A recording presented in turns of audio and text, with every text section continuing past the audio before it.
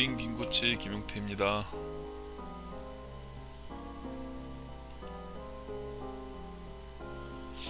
이번 시간에는 이 사진으로 그림을 그려볼 거예요. 이거는 제가 우연히 그 길 가다가 차 안에서 찍은 사진인데, 평범하게 눈 쌓인 곳을 찍다가 그림으로 그리면은 예쁘게 보일 만한 그런 장면을 갖다가 문득 찾아냈어요. 이 부분이 이 가운데 요만큼 있잖아요. 여기가 굉장히 예뻐 보였어요. 과감하게 이 하늘이고 뭐 이런데 다 잘라버리고 이 부분만 남기고 다 잘라버렸습니다. 그래서 요만큼 나무 일부 요만큼, 그리고 위에 이만큼. 이 프레임 안에 이 장면이 예뻐 보여서 잘라서 확대한 그림이 이 다음 장면입니다. 그때 이렇게 잘라내니까 뭔가 좀 느낌이 오지 않으세요? 일단은 어둡고 밝은 부분에 강렬한 대비가 있고,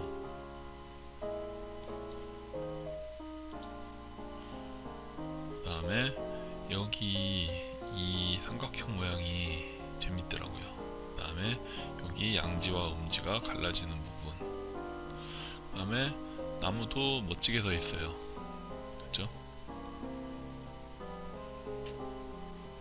그리고 요 바퀴 자국이 재밌어 보여가지고 요거를 좀 살려보려고 해요. 그러면은 전반적으로 바퀴 자국의 넓이 변화가 여기 있잖아요. 여기는 좁아지고,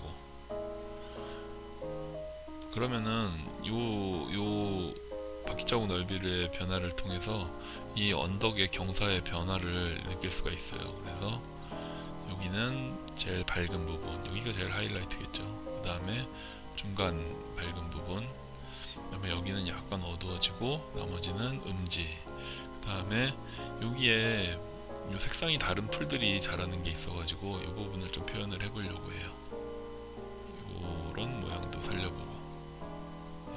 그러면은 여기에 요 가로로 강조되는 라인이 있기 때문에 여기서도 마찬가지로 재밌게 시선이 자연스럽게 요 색상이 다른 부분에서 쭉 따라갔다가 경사면 능선을 갖다가 쭉 따라오면은 바퀴 자국으로 또 내려왔다가 여기에 약간의 그 경계 부분이 또 눈이 띄어가지고 자연스럽게 요 양지 쪽으로 시선을 이끌거든요.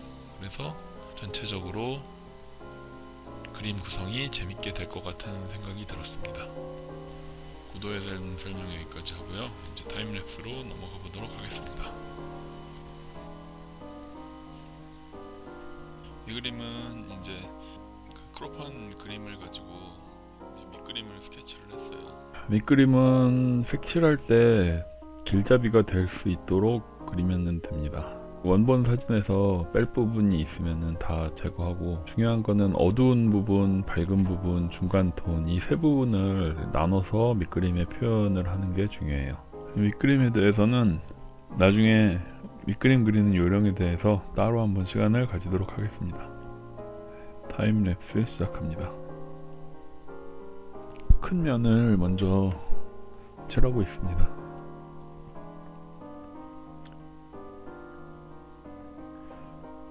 중간 톤이라고 생각한 그 가운데 경사면, 아래쪽 경사면하고 나무를 칠하고 어두운 산을 칠했고요.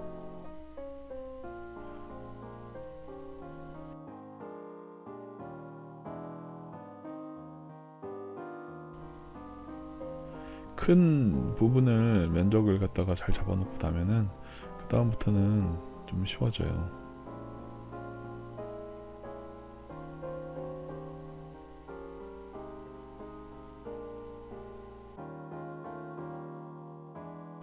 그 중간 톤이라고 생각했던 경사면이 너무 생각보다 어두운 것 같아가지고 좀 밝게 다시 칠했습니다.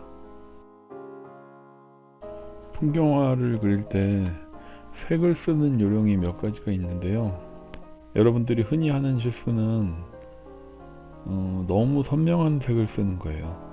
선명한 색은 채도가 높다고 말을 하는데, 채도가 높은 색을 먼 곳에 원경의 채도가 높은 색을 쓰면 안 돼요. 그리고 이 자연 풍경에서는 채도가 높은 풍경 자체가 흔하지 않아요. 그래서 꽃이나 단풍잎이나 이 정도나 돼야 높은 채도로 선명한 원색을 보여주지, 일반적으로는 채도가 높은 색 자체가 자연에 잘 존재하지 않습니다. 그래서 풍경화를 그릴 때 높은 채도의 색, 그러니까 원색을 써야 되는 경우는 애초에 일단은 채도가 높은 물체여야 되고, 그 다음에 또 하나는 가까이 있을 때, 그리고 빛을 선명하게 받았을 때, 그 세 가지가 다 겹치게 되면은 굉장히 선명한 원색을 써야 될 거고, 반대로 말하면은 어둡고 그다음에 멀리 있고 여러 색이 혼합된 풍경이고 그러면은 낮은 채도의 색상으로 칠을 해야 돼요. 초보자일수록, 그리고 나이 드신 분일수록 원색 그대로 그림에 색을 칠하는 경우가 많은데, 그러면은 사실은 그런 그림이 그런 데서 좀 올드해 보이고 좀 세련되지 못해 보일 수가 있죠. 그래서 색은 섞으면 섞을수록 채도가 낮아지니까 일부러 색을 좀 섞어서 많이 쓰시고, 하이라이트가 되는 부분에만 선명한 색을 제한적으로 사용하는 거를 연습을 하셔야 됩니다. 네, 색은 섞으면 섞을수록 채도가 낮아지잖아요. 그러니까 의식적으로 색을 많이 섞어서 사용하시고, 원색은 하이라이트가 되는 부분에만 제한적으로 사용하는 연습을 하시는 것이 좋습니다. 이 정도만 진행됐는데도 지금 어느 정도 분위기가 살아나고 있죠. 햇빛이 나뭇가지 끝에 부딪혀서 산란되는 모습을 표현하고 있습니다. 이게 지난번에 말씀드렸던 인상파에서 엣지 표현하고 관련이 된 부분이죠. 작고 날카로운 스트로크로 점 찍듯이 표현해서 약간 반짝이는 느낌을 표현했죠.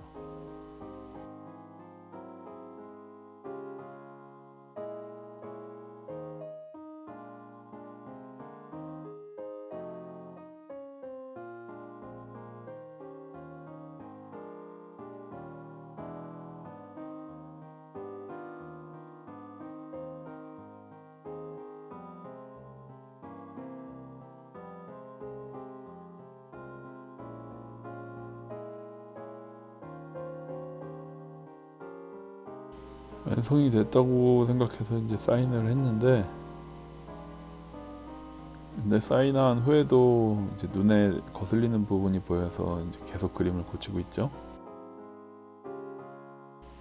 저 왼쪽에 그 삼각형의 색이 다른 부분, 그 오른쪽으로 보시면은 그 밝은 곳하고 어두운 곳에 이렇게 모서리 부분 경계면이 있잖아요. 처음에는 그 부분이 날카로운 게 느낌이 좋았는데, 이제 그림을 완성시키고 나니까 그쪽으로 거기가 너무 날카로워서 시선을 너무 많이 뺏기는 거예요. 그래서 거기를 좀 어떻게 처리할까 고민을 하다가 결국은 부드럽게 그냥 처리를 하고 있는 모습입니다. 이제 그림을 언제 끝내야 되나가 또 중요한 주제 중에 하나인데, 눈으로 봤을 때 어색해 보이는 부분이 없어야, 그래야 그림이 끝나는 시점이라고 또 볼 수 있죠. 여기까지 해서 그림이 완성이 됐습니다.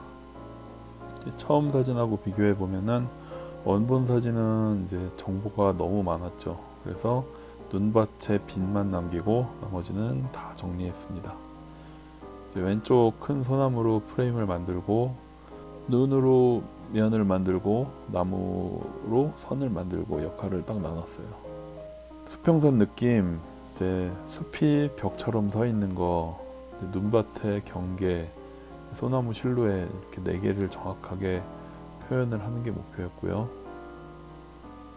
색은 거의 이제 파랑하고 갈색하고 투톤으로 메인 톤으로 갔는데, 이제 여기서도 역시 그 차가운 색하고 따뜻한 빛 받은 부분을 번갈아 가면서 이렇게 다이나믹하게 숨쉬는 듯한 화면을 만들었습니다. 그래서 역시 이번에도 엣지가 중요했고, 눈밭 경계를 갖다가 날카롭게 했다가 나중에 흐리게 처리한 부분 집중해 주시고요. 그다음에 숲은 뭐 나무 일일이 안 그리고 세로로 리듬감만 줬죠. 그리고 이번에도 하이라이트 쪽에는 햇볕을 강조하기 위해서 아주 약하게 노란 기운을 살짝 얹었습니다. 이번에도 또 이제 확대해서 보면은 다 대충이죠. 그래서 이번에도 역시 인상파의 환상을 만드는 게 목표였는데 이번에도 만족스럽게 된 것 같습니다. 이번에 이 그림에서 엣지를 어떤 식으로 사용했는지 한번 분석을 해보시고 궁금한 점, 잘 모르겠는 점이 있으면 댓글로 남겨주세요. 어디가 날카롭고 어디가 부드럽게 녹아있는지를 갖다가 잘 주의 깊게 보시기 바랍니다.